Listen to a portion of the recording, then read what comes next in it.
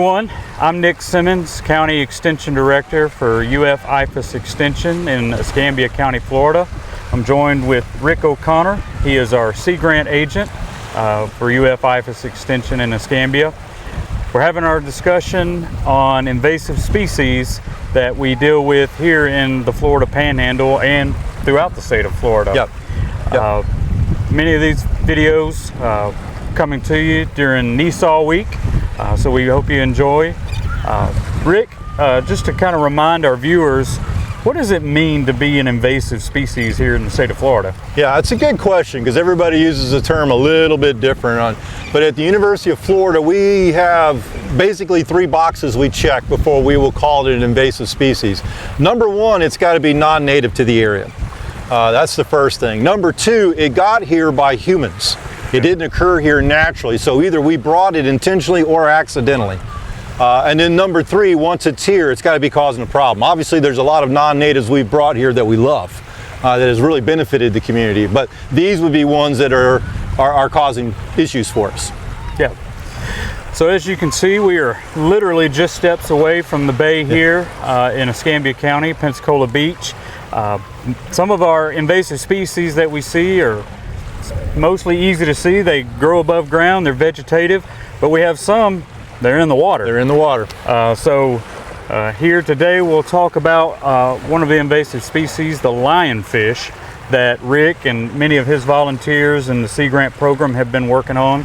So Rick, tell us a little bit about lionfish and what you guys have been doing. Yeah, actually you brought up a good point, because when you're working with invasive plants and animals up in a terrestrial thing, you can see them, you can count them, you can monitor it. Out here, I mean, you could put divers on. What you're seeing out here is an artificial reef put out by the county for dive training, snorkelers, that kind of thing. And structure is what these lionfish like. So there's about 13 or so structures out there, and when you're snorkeling along them, you might not see any of them and miss one that could be there. It's not like looking for plants or some other animals that might be up in the terrestrial thing. So yeah, the lionfish is one of those. It's non-native to the area. There's about 20 different species of lionfish. People are surprised by that. There's not just one. So there's several. Most of them are from the Indonesia area, the Indo-Pacific, and then there's some from the Red Sea. And they were brought here actually intentionally for the aquarium trade. Okay. They're a beautiful fish. Everybody likes them in tanks and things like that. They are venomous. The spines on the back and the belly area, not all of them, but all of them on the back have a venom, a mild venom to them. It's quite painful. No one's died from lionfish, but it's very, very painful. Everybody who has been stuck by it says, I don't really want to do that twice. It just wasn't fun. But I think a lot of people are attracted by that. Same kind of thing in snakes. I want to have a snake, I want a venomous one. Yeah. So that was another attractive thing about the lionfish as an aquarium pet. And so they were brought here. Now, we don't know how they got loose. It was released by humans, but whether that release was intentional or not, we don't know. It started down in around the West Palm Beach area of Florida is where they first started seeing them offshore. And these things, like structures, I just said, they're very solitary. Don't move around a whole lot, though some of the science that we're seeing in the northern Gulf may challenge that a little bit. But historically, they kind of like piers, rock jetties, artificial reefs. One study conducted by the University of Florida found they actually prefer artificial reefs over natural. Okay. And so they'll seek those out.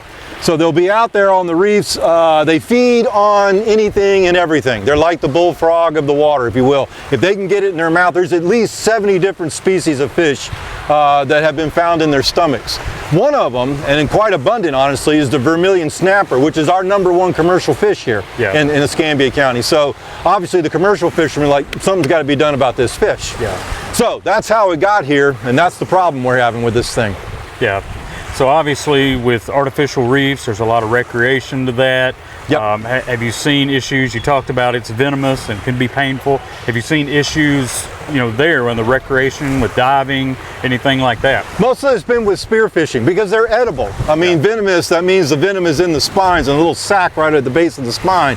The meat is fine. It's actually very good meat to eat. Yeah. So there is a popular recreational harvest of the things and a commercial harvest to harvest and shoot these things. And most of the people who are stuck by them are doing that activity. Yeah, so they're getting in close contact. Yeah. So you talked about spearfishing. So what's some of the processes that Sea Grant and UF and others in Florida doing to reduce the numbers and control or manage the situation? Yeah, it was a problem at first. There's a couple of issues with the whole concept at first. Number one, if you're going to don scuba gear and a pole and go shoot food, you want something like this. Yeah. You're not interested in anything like this. So to get people interested in shooting these things, you had to make it worth their time. The tournaments now, there's a lot of money involved. FWC has partnered on a lot of projects. The Reef organization down in the Keys. Up here, we've got several Ocean Strike team.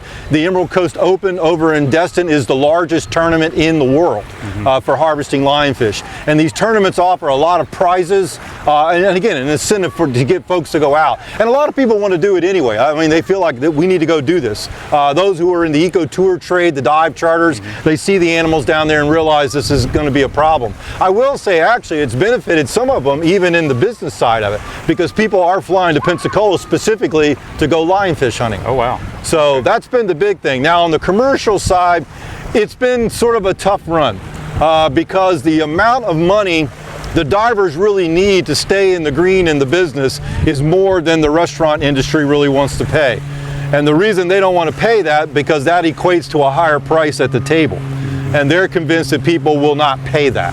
Right. There was a study done at the University of West Florida a few years ago that suggested they probably would, since they knew they might be helping the planet by removing this fish. Right. But we're talking prices somewhere around $35 a plate. Oh, wow. And so the question is, would they sustainably do that? And so the commercial side, a lot of the commercial product actually is going to places like Atlanta, Charleston, South Carolina, places like that, where people don't bat an eye at paying $35. Yeah.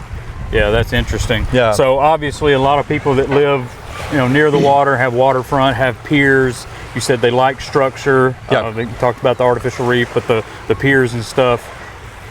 Is there a process or a requirement if somebody sees one, you know, swimming around their pier next to the water? Do they need to report that to FWC, to UF? Is there a process? Not really so much reporting at first, yes, but now we know they're here.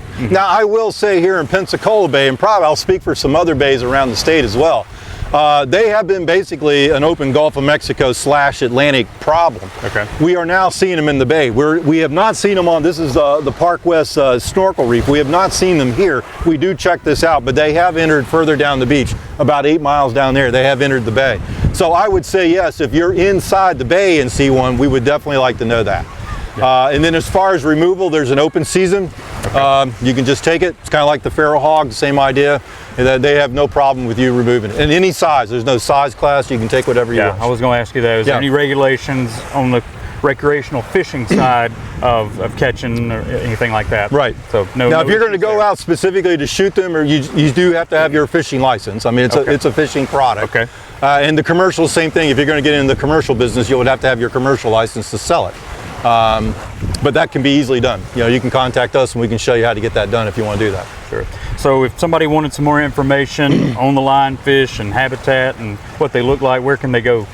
Actually, yeah, if you'll Google Lionfish, University of Florida, you'll find a lot of articles, a lot of information. FWC's got a real good page on it.